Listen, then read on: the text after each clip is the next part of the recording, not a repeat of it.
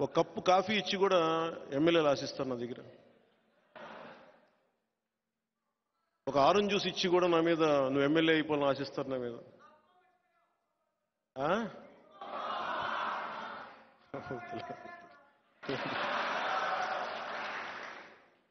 ఏమో అయింది ఇంక నేను ఎందుకులే కానీ. అంటే సలహాలు నాకే. పవన్ కళ్యాణ్ అనేవాడు సలహాలు చాలా తేలిగ్గా ఉంటాయి. ఏదో తెల్లబట్టలు వేసుకుని ఊగుతూ నడుస్తూ ఉంటాడు అటు ఇటు. ఇట్లా నీకు సలహా ఇస్తాను సార్, చెప్పండి సార్. చాలా చాలా పద్ధతి కూర్చొస్తా, చెప్పండి సార్. ఇలా కూర్చుంటే నువ్వేం చేయాలంటే ఏ నియోజకవర్గంలో ఎవరిని పెట్టాలో నాకు చెప్తారు. నేను గౌరవిస్తాను, కరెక్ట్ గుర్తిస్తా. మరీ నన్ను అంత చావు కొట్టకూడదు కదా. వైసీపీని తిట్టాల్సిన పరిస్థితుల్లో కూడా నన్ను తిడతానంటే ఎట్లా? నేను నిజంగా మధ్యతరగతి మనిషికి కులం మతం ప్రాంతాలు ఏముండవు. వాడి కష్టాలు వాడి బాధలే ఉంటాయి. ఆడి చాలా ప్లెయిన్గా ఉంటారు మధ్యతరగతి మనుషులు. ఈ పాలిటిక్స్లో అందరి గురించి ఆలోచిస్తున్నాం కానీ అన్నిటినీ పాటించే సగటు మధ్యతరగతి మనిషి గురించి ఆలోచించడం మానేశాం మనం. అన్ని పొలిటికల్ పార్టీ, ఎందుకంటే ఇది ఓట్ బ్యాంక్ కాదు. ఇది మధ్యతరగతి అనేది ఒక ఓట్ బ్యాంక్ కాదు. అందుకే అందరూ దాని గురించి మాట్లాడడం, పట్టించుకోరు. ఎందుకంటే నిజంగా మధ్యతరగతి సగటు మనిషి మేల్కొంటే ఈ దేశంలో రాజకీయం మారిపోతాయి. మనస్ఫూర్తిగా చెప్తున్నాను. మీ వేదనలు, మీ కోపాలు, మీ తాపాలు ఇంటర్నెట్లో, సోషల్ మీడియా హ్యాండిల్స్లో కొట్టేసి వదిలేస్తున్నాం. అది ఒక మొదటి అడుగే. మళ్ళీ తర్వాత అడుగు ఎలక్షన్ దాకా తీసుకురావడం.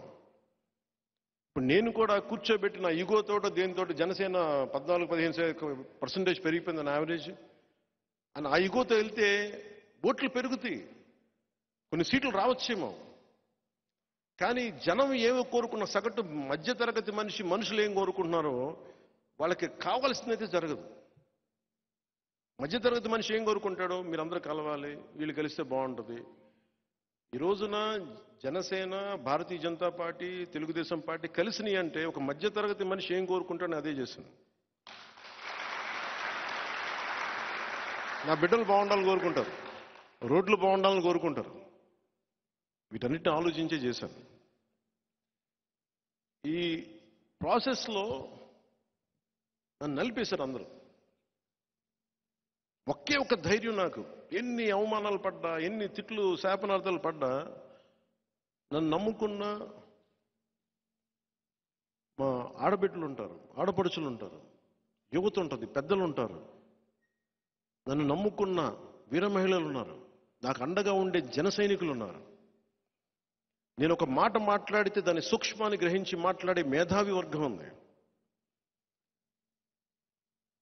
నన్ను అర్థం చేసుకుని చాలా అత్యున్నత ఉత్తమ స్థితిలో ఉన్న రాజకీయ నాయకులు ఉన్నారు.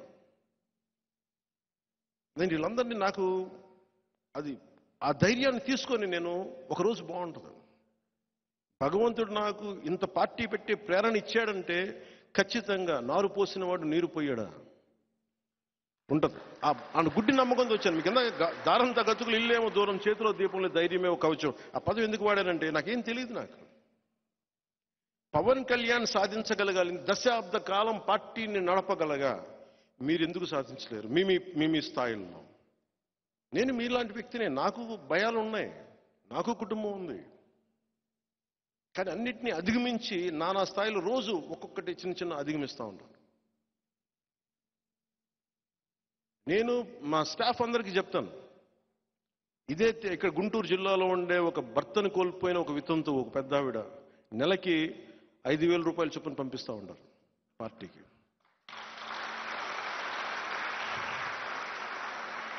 రాజోల్లో రోజుకి 500-600 సంపాదించే ఒక కూలి, ఒక రైతు కూలి, రోజుకి అతను కోరికంటే 100 రూపాయలు జనసేనకి పంపించడం.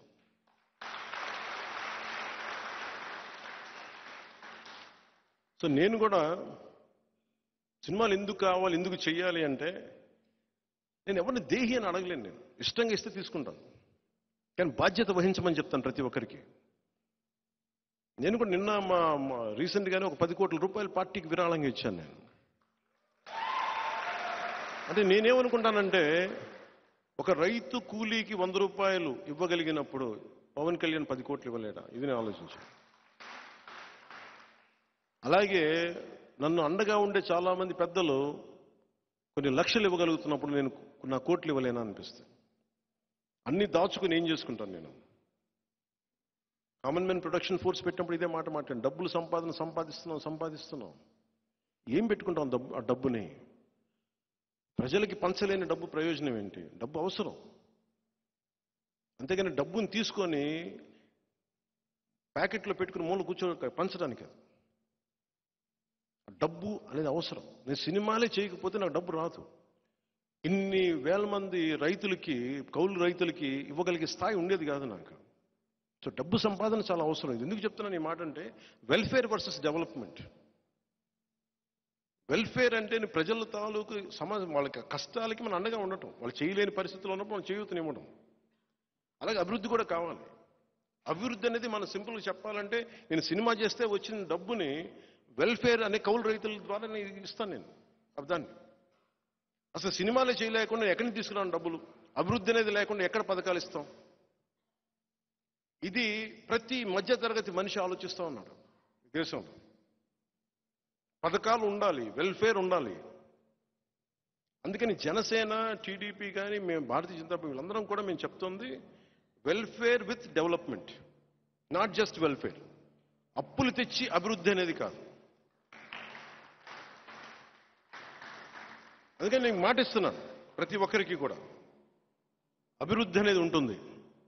దాంతోపాటు జగన్ చేసేదానికంటే కూడా 10 ఎక్కువే ఉంటుంది. కానీ ఎందుకంటే మాకు అవసరాలు లేవు. ఒక 10 లక్షల రూపాయలు, 10,000 కోట్లు డబ్బు వస్తే రాష్ట్ర ఖజానాలోకి 10,000 కోట్లు వస్తే పాపం జగన్ 5,000 కోట్లు ఉంచుకుంటాడు. ఒక 5,000 కోట్లు దాంట్లో ఒక 500 కోట్లు మిగతా వాళ్ళకి పంచాలి. 4,500 కోట్లలో 500 కోట్లు సిద్ధం సభలకి, ఇంకో 450 కోట్లు సిద్ధం అన్న పోస్టర్లకి,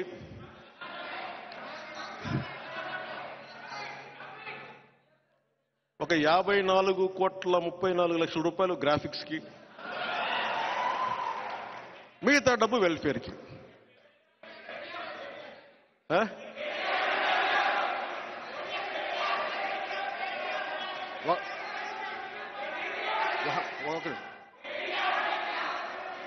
ఒకళ్ళు చెప్పండి. వద్దు కూర్చో. నేను అడిగిన వాళ్ళు చెప్పండి.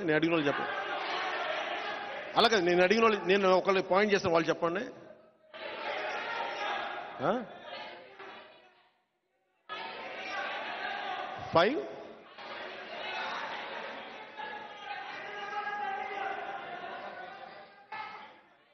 5 రూపీస్ పేటిఎం బ్యాచ్ ఉంటారు.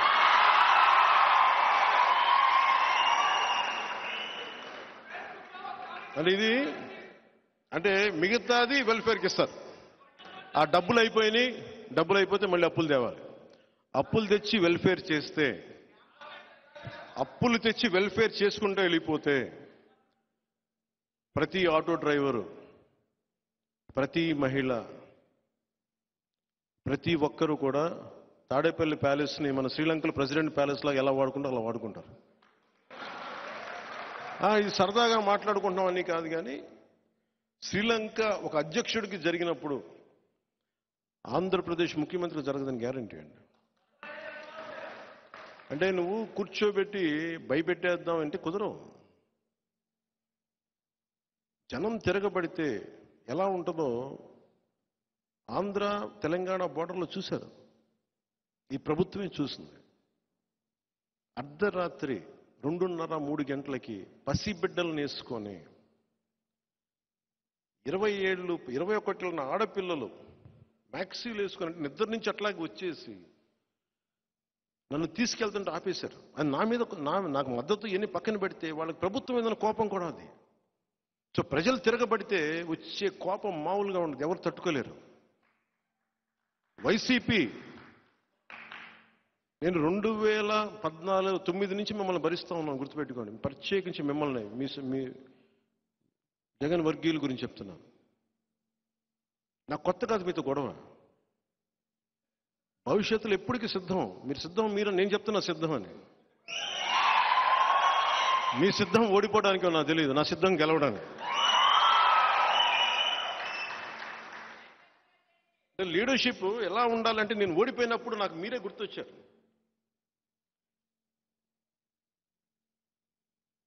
అంటే చేసిన ఒక తప్పు ఎక్కడికి కర్మ కట్టేయాలి. ఇది ఈ నెలలో 2009లో మేము పార్టీని నిలబెట్టుకోలేకపోతే దానికి శిక్ష నాకు పడింది.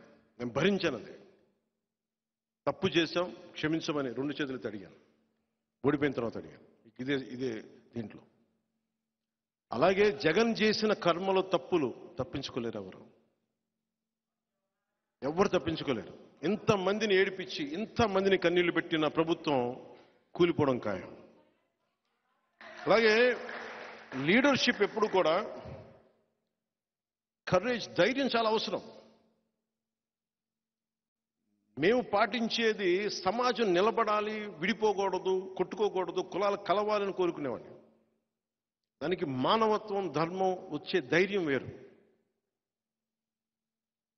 గొడవకు కూడా ధైర్యం కావాలి, జగన్కు కూడా ధైర్యం కావాలి, వైసీపీ గుండాలకు కూడా ధైర్యం కావాలి. కానీ ఆ ధైర్యానికి, జన సైనికుల ధైర్యానికి, వీర మహిళల ధైర్యానికి చాలా తేడా ఉంది.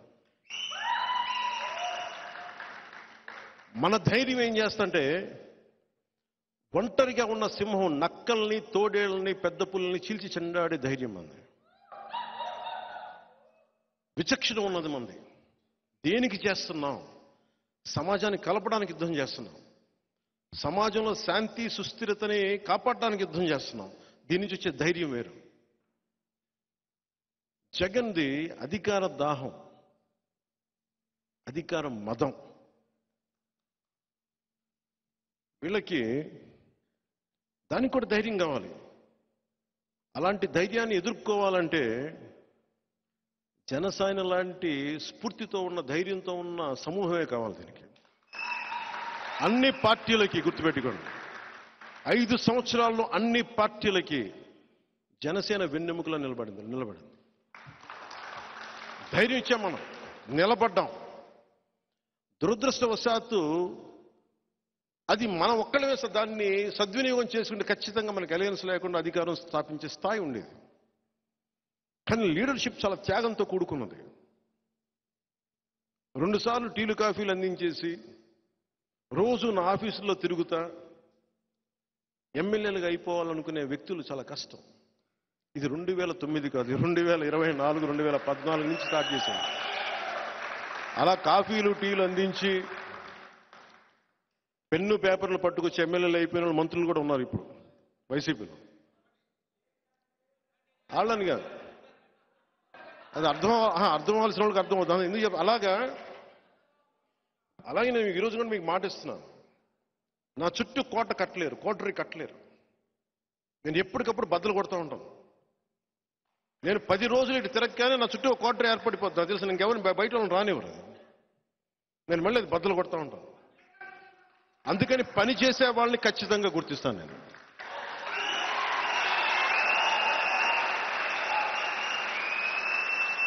పని చెయ్యని వ్యక్తుల్ని గుర్తించకపోవడం అంటే ఏముండదు. కానీ